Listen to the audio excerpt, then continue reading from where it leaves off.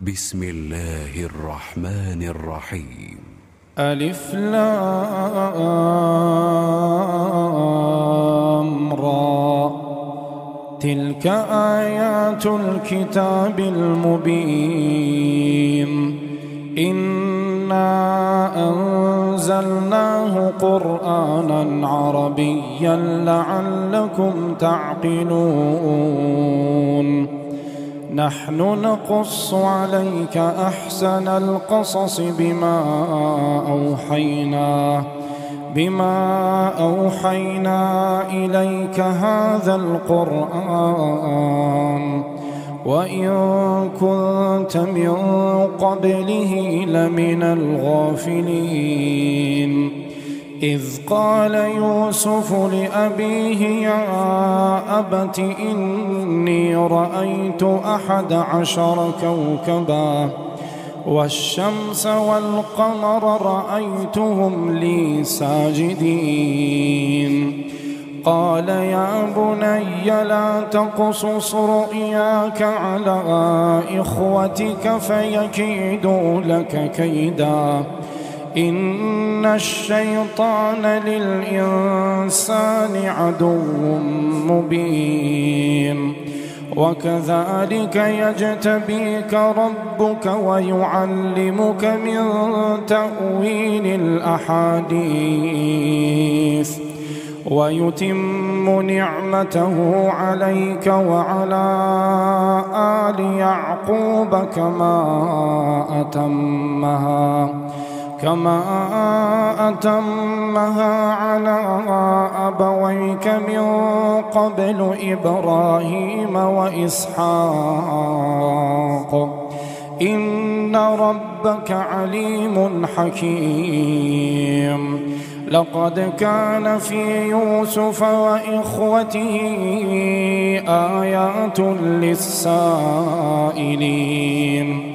إذ قالوا ليوسف وأخوه أحب إلى أبينا منا ونحن عصبة إن أبانا لفي ضلال مبين. اقتلوا يوسف أو اطرحوه أرضا يخل لكم وجه أبيكم وتكونوا من بعده قوما صالحين. قال قائل منهم لا تقتلوا يوسف وألقوه في غيابة الجب يلتقطه بعض السيارة إن كنتم فاعلين. قالوا يا أبانا ما لك لا تأمنا على يوسف وإنا له لناصحون، أرسله معنا غدا يرتع ويلعب وإنا له لحافظون. قال إني ليحزنني أن تذهبوا به وأخاف أن يأكله الذئب وأنتم عنه غافلون. قالوا لئن أكله الذئب ونحن عصبة إنا إذا لخاسرون. فلما ذهبوا به وأجمعوا أن يجعلوه في غيابة الجب وأوحينا إليه لتنبئنهم بأمرهم هذا وهم لا يشعرون. وجاءوا أباهم عشاء يبكون. قالوا يا أبانا إنا ذهبنا نستبق وتركنا يوسف عند متاعنا فأكله الذئب وما كنت بمؤمن لنا ولو كنا صادقين. وجاءوا على قميصه بدم كذب قال بل سولت لكم أنفسكم أمرا فصبر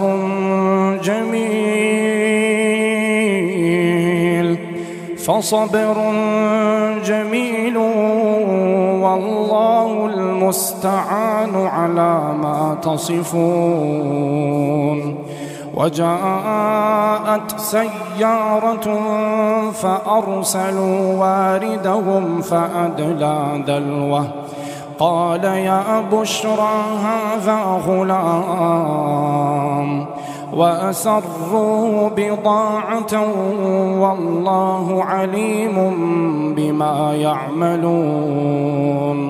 وشروه بثمن بخس دراهم معدودة وكانوا فيه من الزاهدين. وقال الذي اشتراه من مصر لامرأته أكرمي مثواه عسى أن ينفعنا أو نتخذه ولدا وكذلك مكنا ليوسف في الأرض ولنعلمه من تأويل الأحاديث والله غالب على أمره ولكن أكثر الناس لا يعلمون. ولما بلغ أشده آتيناه حكما وعلما وكذلك نجزي المحسنين. وراودته التي هو في بيتها عن نفسه وغلقت الأبواب وقالت هيت لك قال معاذ الله. وراودته التي هو في بيتها عن نفسه وغلقت الأبواب وقالت هيت لك قال معاذ الله إنه ربي أحسن مثواي إنه لا يفلح الظالمون.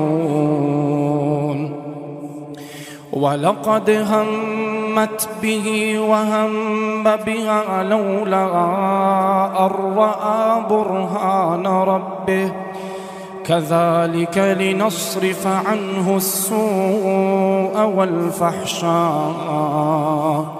إنه من عبادنا المخلصين.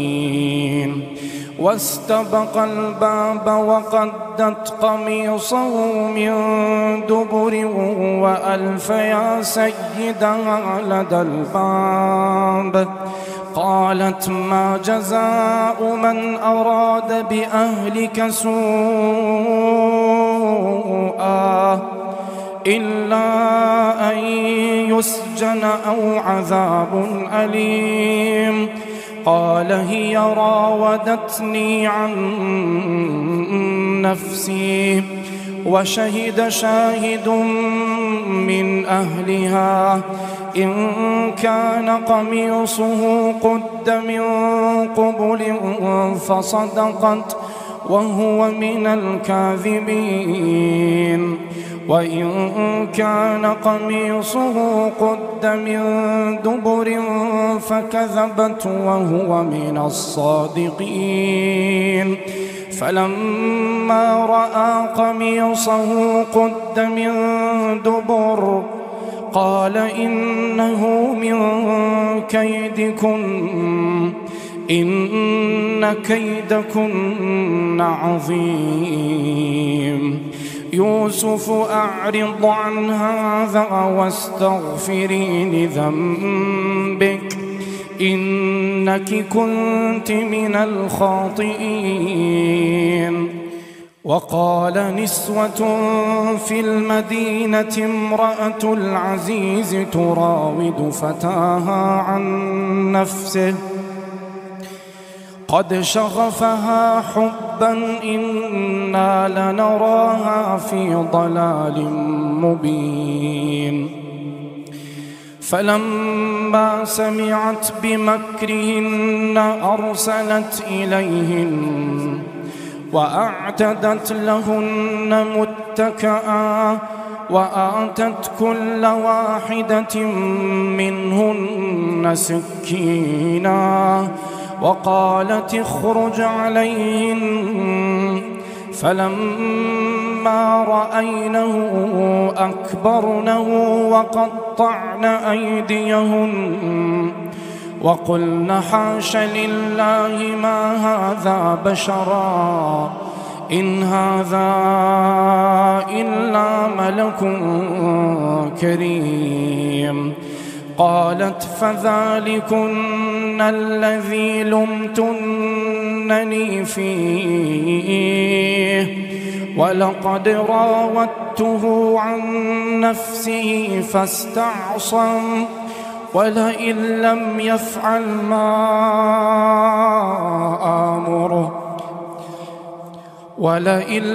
يفعل ما آمره ليسجنن وليكون من الصاغرين.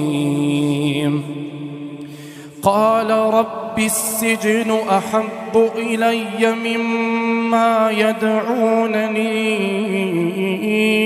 إليه وإلا تصرف عني كيدهن أصب إليهن وأكن من الجاهلين.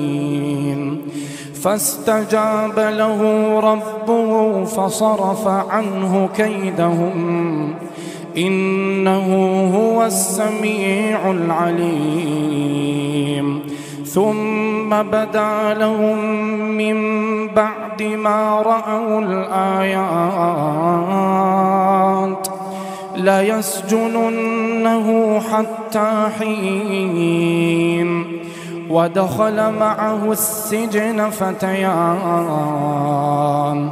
قال أحدهما إني أراني أعصر خمرا وقال الآخر إني أراني أحمل فوق رأسي خبزا تأكل الطير منه نبئنا بتأويله إنا نراك من المحسنين. قال لا يأتيكما طعام ترزقانه إلا نبأتكما بتأويله قبل أن يأتيكما ذلكما مما علمني ربي إني تركت ملة قوم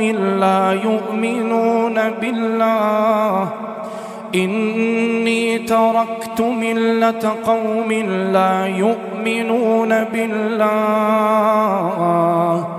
وهم بالآخرة هم كافرون.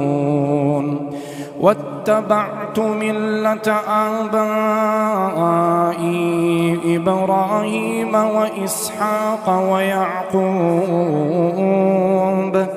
ما كان لنا أن نشرك بالله من شيء ذلك من فضل الله علينا وعلى الناس ولكن أكثر الناس لا يشكرون. يا صاحبي السجن أأرباب متفرقون خير أم الله الواحد القهار ما تعبدون من دونه إلا أسماء سميتموها أنتم وآباؤكم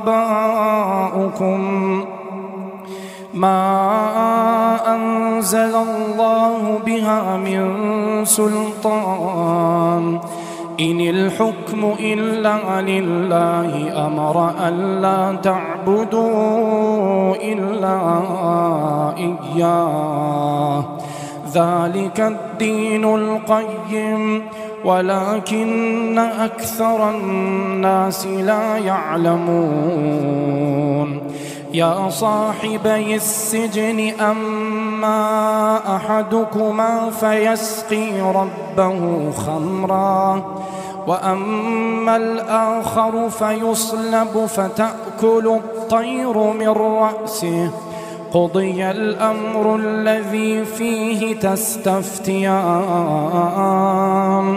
وقال للذي ظن أنه ناج منهما اذكرني عند ربك فأنساه الشيطان ذكر ربه فلبث في السجن بضع سنين وقال الملك إني أرى 7 بقرات سمان يأكلهن 7 عجاف و7 سنبلات خضر وأخر يابسات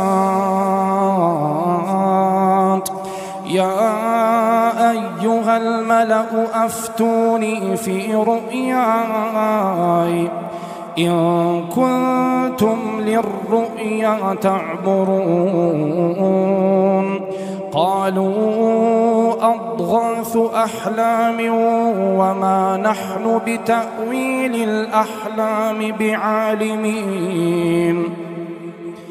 وقال الذي نجا منهما وادكر بعد أمة أنا أنبئكم بتأويله فأرسلون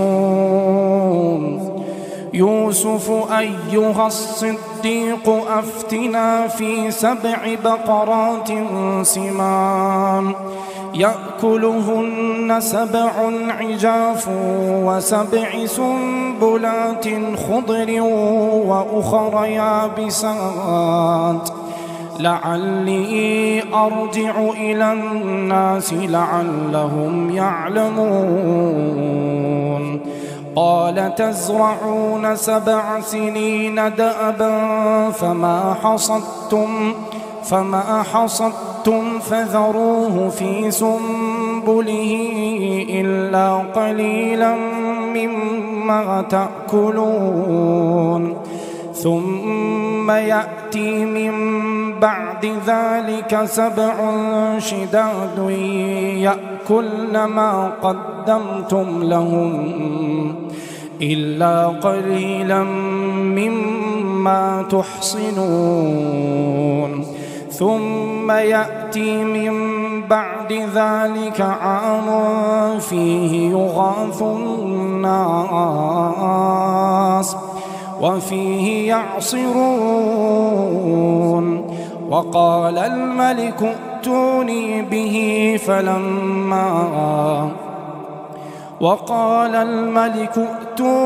به فلما جاءه الرسول قال ارجع إلى ربك فاسأله ما بال النسوة اللاتي قطعن أيديهن إن ربي بكيدهن عليم قال ما خطبكن إذ راوتن يوسف عن نفسه قلن حاش لله ما علمنا عليه من سوء قالت امرأة العزيز الآن حصحص الحق أنا راودته عن نفسه وإنه لمن الصادقين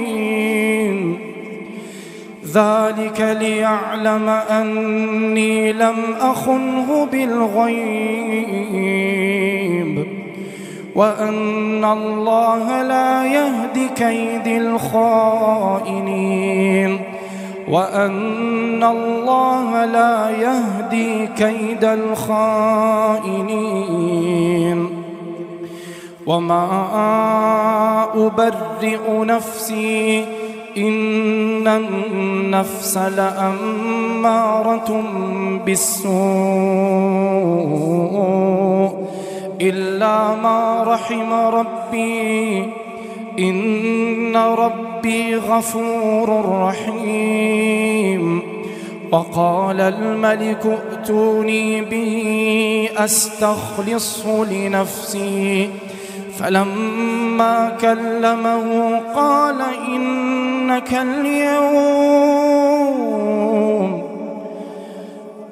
إنك اليوم لدينا مكين أمين. قال اجعلني على خزائن الأرض إني حفيظ عليم. وكذلك مكنا ليوسف في الأرض يتبوأ منها حيث يشاء نصيب برحمتنا من نشاء ولا نضيع أجر المحسنين. ولأجر الآخرة خير للذين آمنوا ولأجر الآخرة خير للذين آمنوا وكانوا يتقون. وجاء إخوة يوسف فدخلوا عليه فعرفهم وهم له منكرون. ولما جهزهم بجهازهم قال ائتوني بأخ لكم من أبيكم ألا ترون أني أوفي الكيل وأنا خير المنزلين. فإن لم تأتوني به فلا كيل لكم عندي ولا تقربون. قالوا سنراود عنه أباه وإنا لفاعلون. وقال لفتيانه جعلوا بضاعتهم في رحالهم لعلهم يعرفونها إذا انقلبوا إلى أهلهم لعلهم يرجعون. فلما رجعوا إلى أبيهم قالوا يا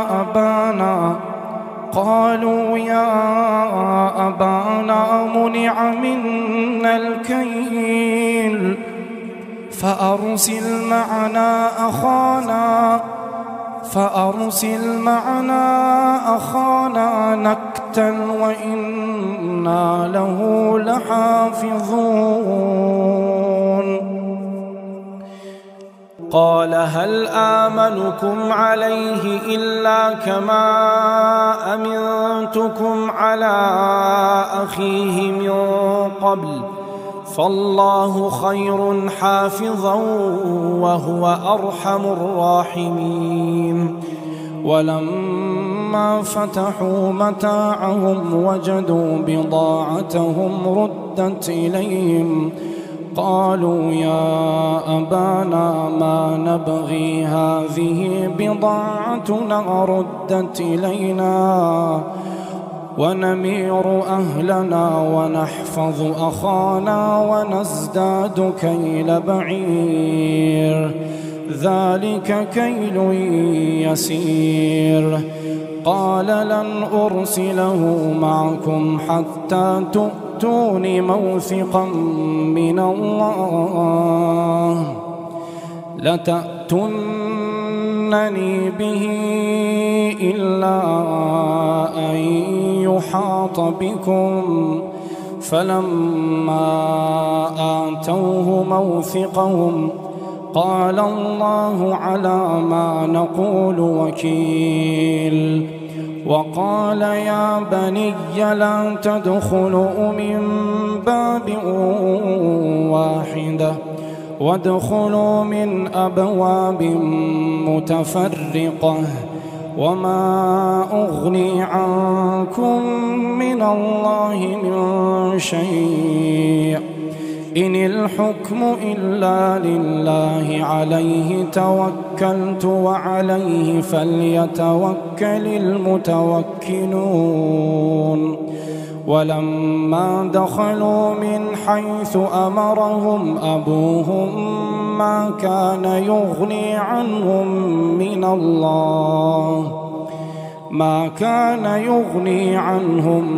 من الله من شيء إلا حاجة في نفس يعقوب قضاها وإنه لذو علم لما علمناه ولكن أكثر الناس لا يعلمون.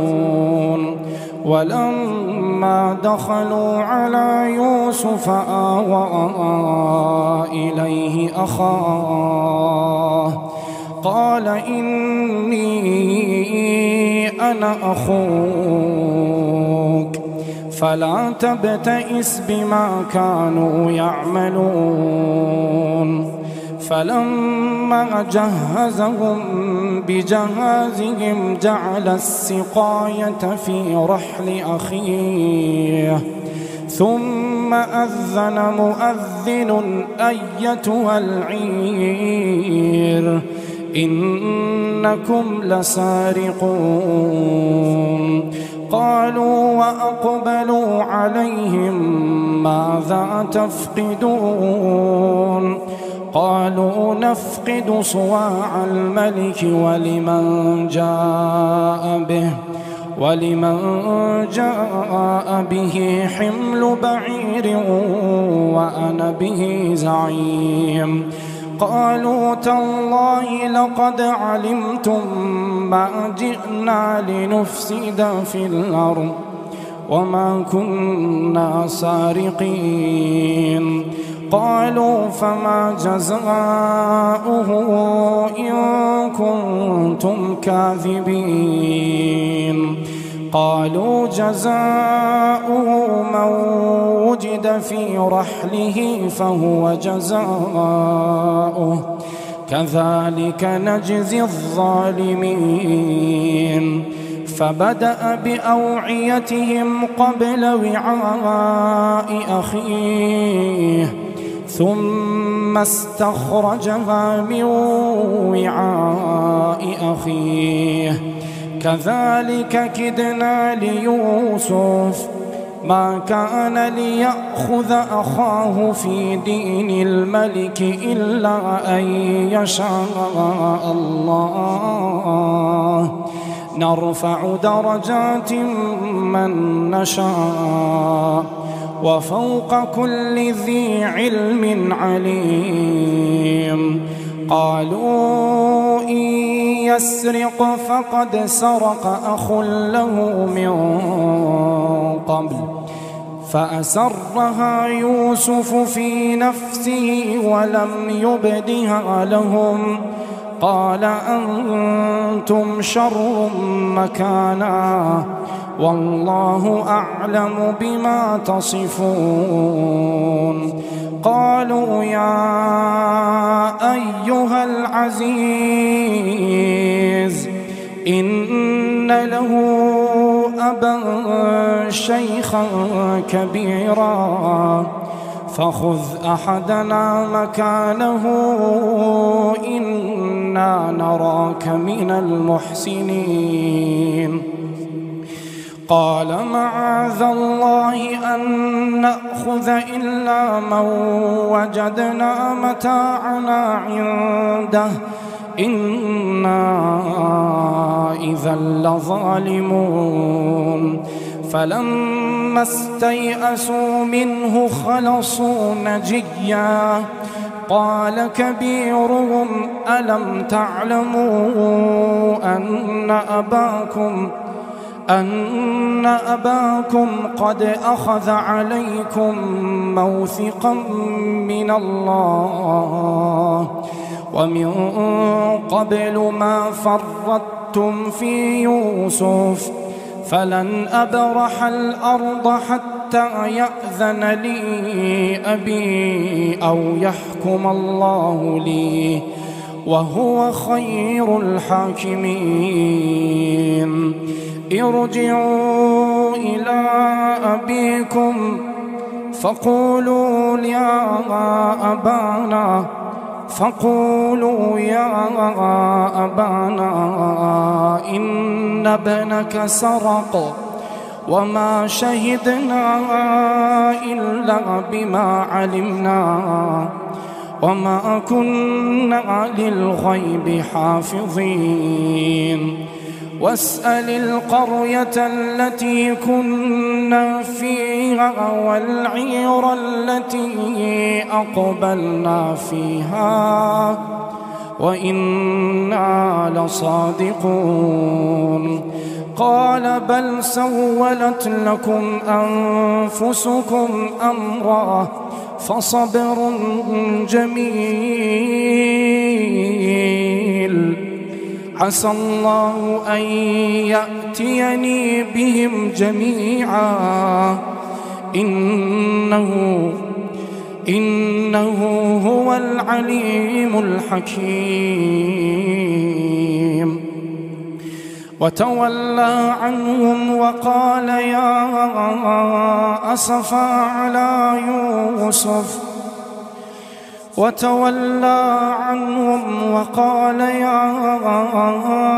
أسفا على يوسف وابيضت عيناه من الحزن فهو كظيم قالوا تالله تفتأ تذكر يوسف حتى تكون حرضا أو تكون من الهالكين قال إنما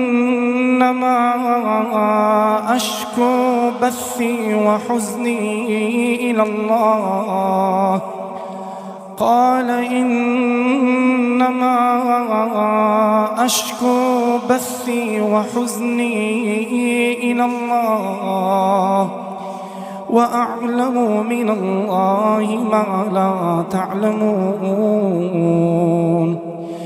يا بني اذهبوا فتحسسوا من يوسف وأخيه ولا تيأسوا من روح الله إنه لا ييأس من روح الله إلا القوم الكافرون فلما دخلوا عليه قالوا يا أيها العزيز مسنا وأهلنا الضر وجئنا ببضاعة مزجاة فأوف لنا الكيل وتصدق علينا إن الله يجزي المتصدقين إن الله يجزي المتصدقين قال هل علمتم ما فعلتم بيوسف قال هل علمتم ما فعلتم بيوسف وأخيه إذ أنتم جاهلون قالوا أئنك لأنت يوسف قالوا أئنك إنك لأنت يوسف. قال أنا يوسف وهذا أخي قد من الله علينا إنه من يتق ويصبر فإن الله لا يضيع أجر المحسنين. قالوا تالله لقد آثرك الله علينا وإن كنا لخاطئين. قال لا تثريب عليكم اليوم يغفر الله لكم وهو أرحم الراحمين. اذهبوا بقميصي هذا فألقوه على وجه أبي يأت بصيرا وأتوني بأهلكم أجمعين. ولما فصلت العير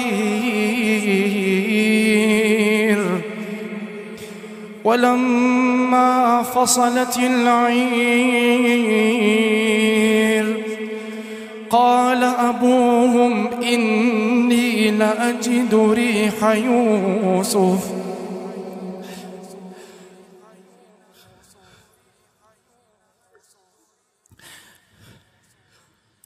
قال أبوهم إني لأجد ريح يوسف. قال أبوهم إني لأجد ريح يوسف لولا أن تفندون.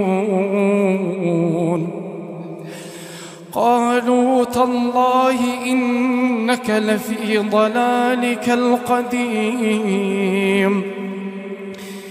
فلما أن جاء البشير ألقاه على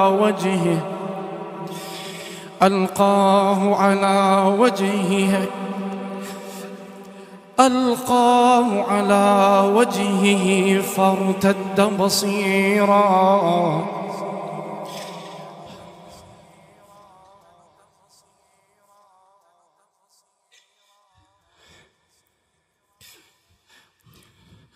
فلما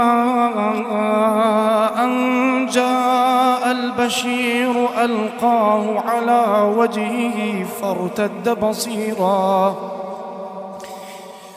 قال ألم أقل لكم إني أعلم من الله ما لا تعلمون.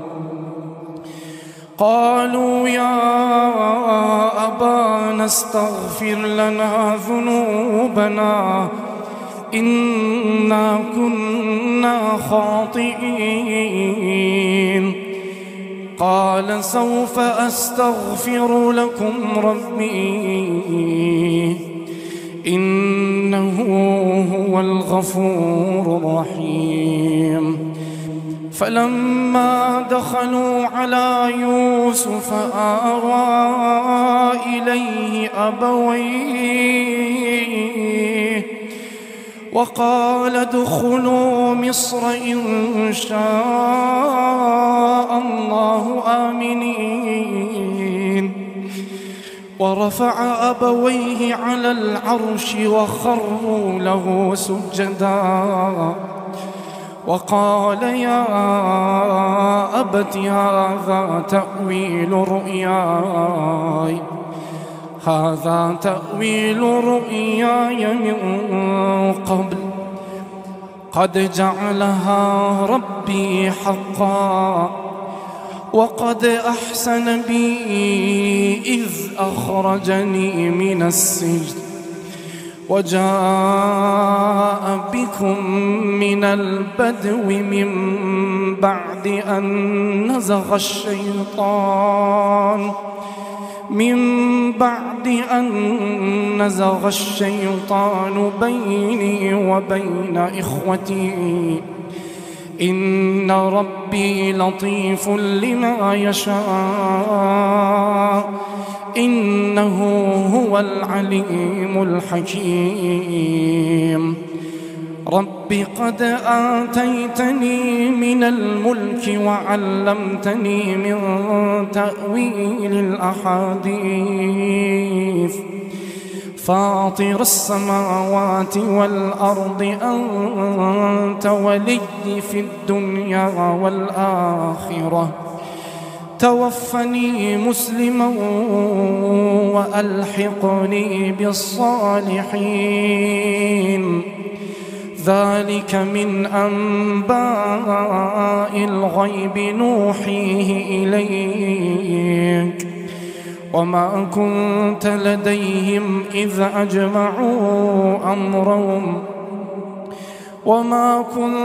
لديهم إذ أجمعوا أمرهم وهم يمكرون وما أكثر الناس ولو حرصت بمؤمنين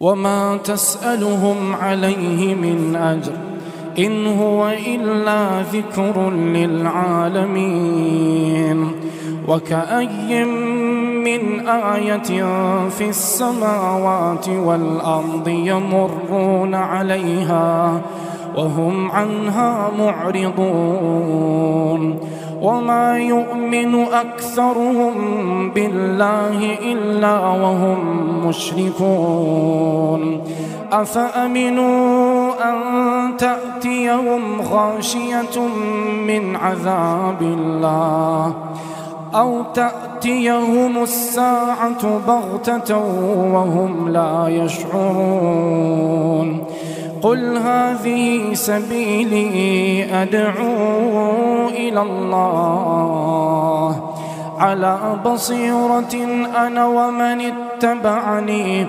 وسبحان الله وما أنا من المشركين وما أرسلنا من قبلك إلا رجالا نوحي إليهم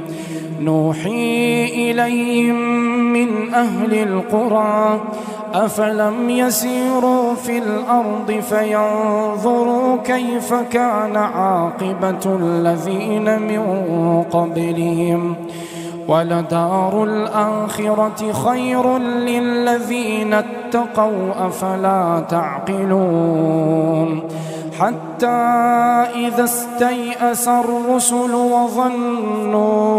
وظنوا أنهم قد كذبوا جاءهم نصرنا فنجي من نشاء ولا يرد بأسنا عن القوم المجرمين لقد كان في قصصهم عبرة لأولي الألباب ما كان حديثا يفترى ولكن تصديق الذي بين يديه وتفصيل